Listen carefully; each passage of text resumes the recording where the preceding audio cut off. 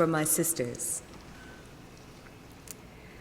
One day, a famous white guy photographer came over to take Greta Garbo's picture. But when he got there and turned the lens in her direction, Garbo said, "Ooh, this terrible hair."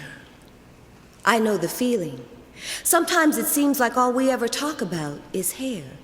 But it's not our fault, it's a rule. You can't be a black woman writer in America and not talk about hair. They won't renew your license, and well, a black woman writing without a license in America, I guess you know the penalty for that. So we talk about hair. Jerry curls and cold waves, pomades and permanent press, and whatever that stuff is that Patti LaBelle uses to make her stick up and out and over like the demonic diva that she is. The thing is, I don't think it's fair. I don't think we should have to tell 10 hair stories a year as part of our qualification process. I think publishing and performing and having plays produced is proof enough of being a writer. But the licensing board doesn't see it that way. Their position is that hair was, is, and ever shall be so central to the lives of black women that anybody who really is one, a black woman that is, would in her very genes, and I don't mean Calvin's, be thinking and feeling and writing a lot of stuff about hair. So far, they have turned a deaf ear to my protests, and the deadline for filing is coming up on January 1st. And now I find myself in the awkward position of not having told my quota of hair stories for the year. The rest of my application is complete, but this hair thing is really a problem. And when I called the licensing board's office, they said no extensions for troublemakers. So, as the emperor said to Mozart, there it is. But it isn't going to do me any good to get mad. It's too late now to file a formal protest, and I can't make a living for a whole year without writing. So I've decided to comply with the requirements of the board. But I'm going to do it in my own way, all at the same time, in front of the same people, with no frills to make it cute and no knowing wink to suggest that we're all cooler than that now, so we can afford to laugh at this hair thing, right? Yeah, right. 1. The first time I got my hair straightened, I was 8 years old. I didn't stop straightening it until I was 18, 10 years. During that time, I spent approximately 2 hours a day worrying about my hair. 2 hours a day times 365 days times 10 years, a grand total of 7,300 hours. I could have been doing cancer research. I could have been sleeping. I could have been making love. See, the thing is, I know it's a rule, but I don't understand why. I can't figure out what it is we're supposed to be getting at with all this talk about hair.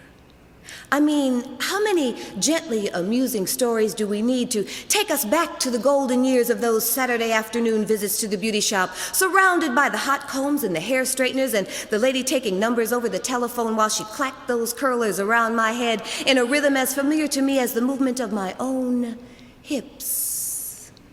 A brief digression. Do you remember during one phase or another of the Cultural Revolution, groups of Chinese young people going around reciting loudly from Chairman Mao's Little Red Book and interpreting the dictates of the revolution for the people who had to go to work like the people always do, and so didn't have time to study and shout the teacher's words of wisdom from the deck of a raft floating lazily down the Yangtze River and probably listing to the left, as was befitting a craft of such revolutionary intent and intellectual craftsmanship. They were committed to making sure that the ideas that had fueled their hard-fought revolution would be translated continuously to those who needed to hear them most. So they shouted the contradictions out loud as part of the healing process. That's also why China has all those murals of heroic men and women striding toward the future, shoulder to shoulder, noble brow to noble brow, racism and sexism, merely memories from another, more decadent time. I wonder what they would have said about hair. I wonder what we would say if we set out on a woman-made raft to correct the misinformation and reclaim the beauty and right the wrong and sing the song of our own black loveliness. There is clearly something to be said that hasn't been said. I'm not sure what or how, But I know that the way we're doing it now is just going for the cheap laugh, the slave's advantage, as if there could be a slave's advantage. It excuses us for communicating the intricate, infinite complexities of our lives in the sloppy shorthand that leads down the road to Murray's and Dixie Peach and Johnson's pressing oil and worrying about, too, whether or not you should slow dance with a boy who sets your soul on fire because it's July in Detroit and it might mess up your hair on the cheek-to-cheek side so badly that you would be self-conscious and unable to relax for the rest of the night. I like it better now. I can slow dance as long as I want, and my hair doesn't reveal a thing. I could, for example, have spent this very afternoon slow dancing my ass off, and you would never know it if I didn't tell you, and I will never tell you. That's not my style. But that's also neither here nor there. Discourse about afternoon slow dancing and the possibilities of grown-up, non-monogamous love and the raising of sane and thoughtful and affectionate children and the methods necessary to take over the world and still remain human beings is not allowed, because whenever we get together, we're supposed to bolt the door and dim the lights and look at each other and say, "Ooh, this terrible hair." And who decided that anyway? I don't remember being asked whether or not it's really funny to 3. Remember how the hot grease felt when your mother wasn't paying attention and it dripped from the red-hot comb down onto your neck before you could catch it with the towel your mother had lying nearby to test the heat of the comb every time she drew it out of the flame of the kitchen stove, because that's where we did hair, in the kitchen. And there would be something cooking, and at Mrs. McMahon's, who did our hair all through junior high school, it was usually red beans and rice, and men friends who always brought 6 packs of beer, and whose laughter made my mother nervous when she came to pick us up, since Mrs. McMahon was always doing somebody's hair, and cracking that gum and smoking those cigarettes with the red lipstick on the filter tip end, and rolling her eyes and telling the jokes that made the men laugh like that in the first place, all at the same time. See, what I'm getting at is this. If we still have to tell these 10-a-year hair stories to satisfy our license requirements, let's at least tell them different. Let's tell them from another point of view, so we'll stop thinking they are simply harmless female bonding lessons and see them for the self-hate horror stories that they really are. 4. My earliest hair memory is being saddened by the realization that while I had my father's hair, my mother had wavy chestnut hair like Jo, the middle sister, had in Little Women, before she cut it off to sell because Marmee needed the money. Or like the heroine of O. Henry's tale of the self-sacrificing newlywed who sold her hair to buy her beloved husband a watch charm, not knowing that he had sold his watch to buy her a decorative comb, which, when pulled slowly from where it secured the shining curls, would release the shimmering cascade of hair that Tina Turner used to dream about before she put Ike out and became a Buddhist and asked the immortal question, "What's love got to do with it?" What indeed? You may as well ask why we keep talking about hair, even as our raft rounds the corner by Ray's restaurant on the river, and we raise our small red books at the diners who have taken an ill-advised stroll in the moonlight just as we open our well-rehearsed mouths to say, "Ooh, this terrible hair." 3 of my first cousins on my mother's side had good hair. 5. They got it from their father, my Uncle Buddy, a large Italian-looking black man with a bushy mustache and an abundance of thick, wavy black hair, the likes of which shows up rarely enough in black America for it to be the cause of rejoicing on both sides of the family if it makes it through that crucial first year without turning to fuzz. Uncle Buddy parted his hair on the side and brushed it to the left in a symphony of confident curls and greasily voluptuous waves that drove his wife crazy and earned him a well-deserved reputation as a ladies' man. His 3 daughters, my cousins, inherited his hair. It made them instant stars in our neighborhood and was a sore point between us throughout our childhood and adolescent years.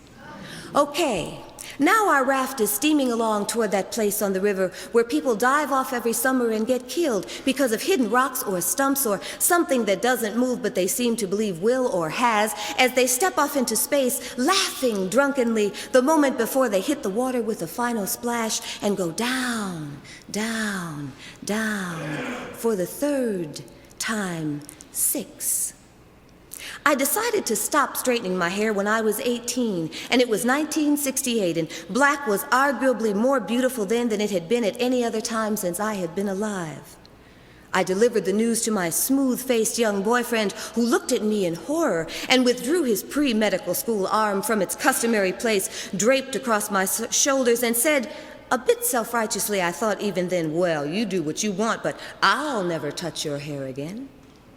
Now that was quite a blow to me, since he was the first lover I had ever had, and the only reason we had reached such status was my absolute conviction that we would marry upon graduation and remain together to the grave and beyond. Throughout all eternity, I was not, after all, a fast girl.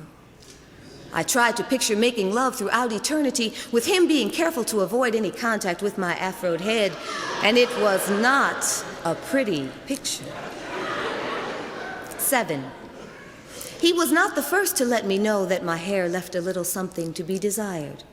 There was the evening when my mother fluffed my 4-year-old natural around my head like a golden crown and led me innocently in to bask in the anticipated delight and affection of my father.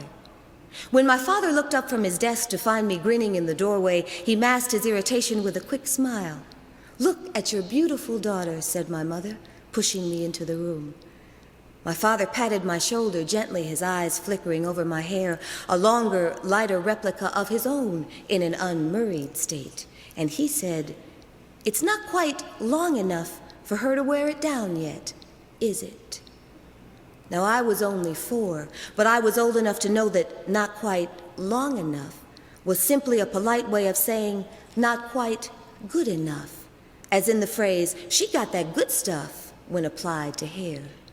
Good in this context needed no qualifiers. Good could stand alone. We all knew what it meant, and we were humble, especially since good hair often occurred along with other oppressed, community-defined qualities of beauty, such as lighter-toned skin, sharper features, and every now and then the wonder of light eyes.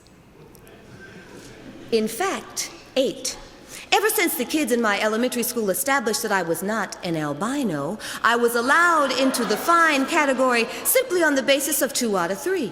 I was certainly light enough, and I had blue eyes. The fact that I didn't have good hair was overlooked as unfortunate but not terminal.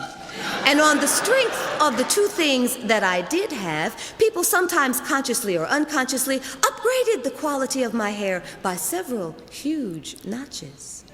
This accounted for a pomade-waved paramour's shocked surprise at the condition of my sweat-soaked hairdo as we parted after a particularly satisfying slow dance.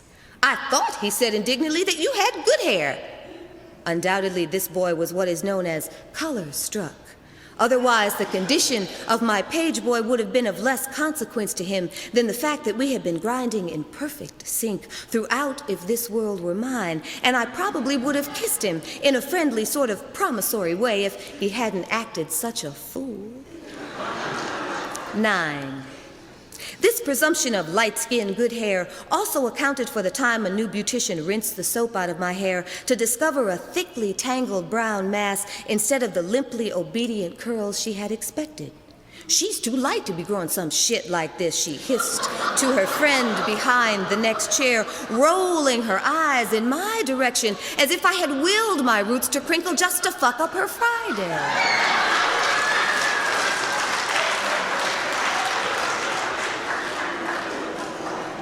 How many is that? 9. Okay, thank you. Last one. My sister, my older sister, age 20, and in the throes of the Black Cultural Revolution and her first serious love affair, cut her shoulder-length hair into a beautiful afro about the size and shape of Kathleen Cleaver's when she married Eldridge. She put on a pair of dangling African earrings, and we went over to show off the new look to my grandmother. We rang the front doorbell, and my grandmother peeked out the window to see who it was. Catching sight of my sister's hair, my grandmother's smile hardened into a line of disapproval. She flung open the door and shook her pale, bony finger in my sister's flushed face. "What have you done?" she demanded, voice trembling with indignation. "If God had intended your hair to look like that, he would have made it that way."